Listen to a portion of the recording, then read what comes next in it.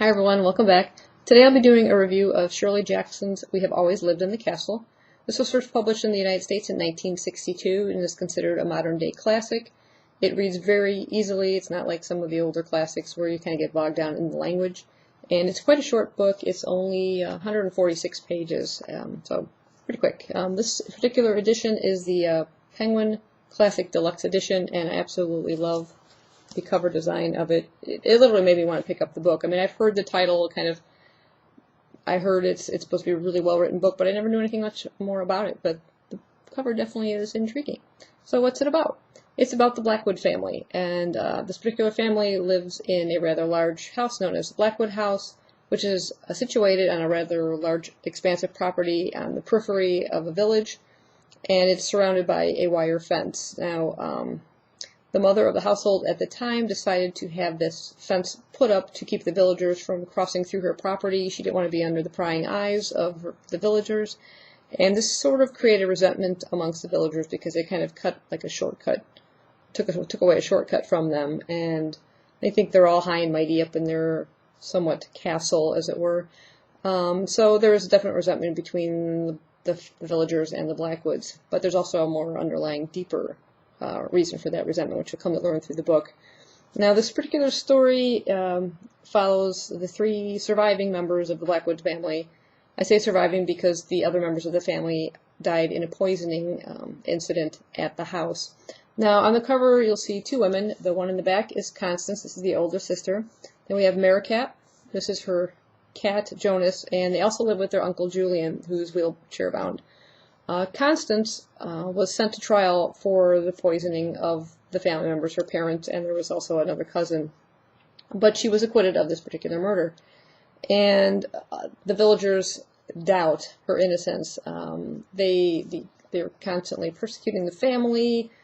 Reporters try to show up at the house to try and get pictures and interviews with them and everything. This has been going on for quite a few years.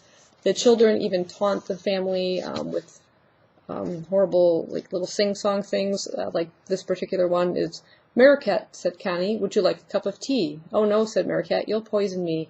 "Maricat," said Connie, "would you like to go to sleep down in the boneyard 10 feet deep?" See, the poisoning was hidden in the tea, in the sugar specifically. And Uncle Julian seems to be kind of locked in that time. He's always writing notes about the family history, always situated around that particular incident, and the subject kind of keeps coming up, and he's sort of like in place of the reader within the book, answering the questions: why wasn't it put in the main meal? Why was it hidden just in the sugar? Why, all these questions that he comes up as he's trying to think of this and fill up all this paperwork, and he's just obsessed with his notes. Then we have Constance, who seems to be suffering something along the lines of agoraphobia. She will not leave the house other than maybe as far as the front garden. She's fearful of groups or of people spying on her, and she's sort of just trapped within the house.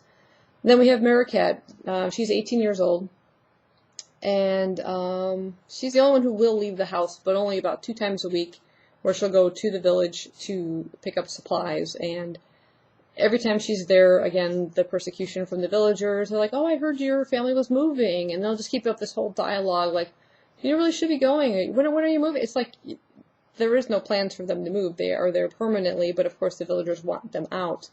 Now, the book is told from Maricat's point of view. As you're reading this, you get the sense that she's much younger, much less mature for her age. She seems obsessed with wishing the death, you might say, of the villagers, especially when she's being persecuted and followed. She has these images of things like this. She seems very attuned with nature, and that may be hinting towards some sort of magic or witchcraft. She nails things to trees around the house as almost ways to ward off the villagers from approaching.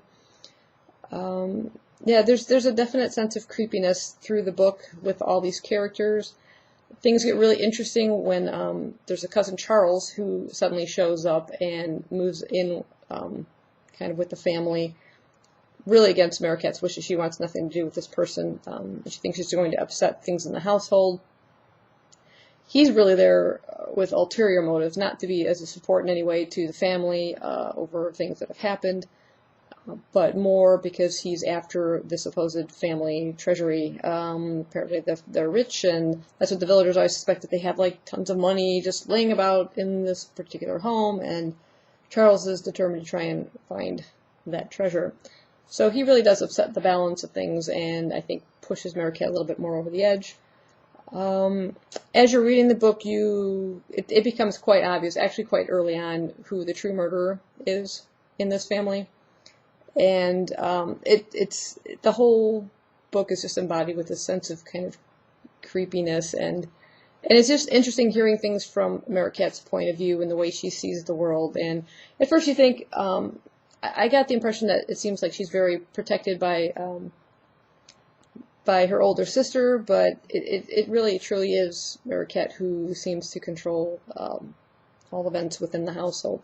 I really liked the writing style. It was very engaging, it's like I said, it's a very easy read. It's not your typical classic where you're going to get bogged down with the language in any way, and it almost has a sing-song nature to it sometimes, where that particular like poem keeps popping up and the way things are viewed from Mariquette's point of view. It's just very, very interesting. And like I said, I absolutely love the cover. It truly shows lots of images with the two sisters in front and their relationship, and the villagers and their antagonistic ways towards the whole family.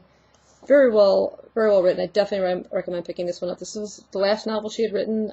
I heard The Lottery is also supposed to be very good, but I'll have to look into that one. Definitely recommend this one for you. I gave this one 5 out of 5 stars, and thanks for watching.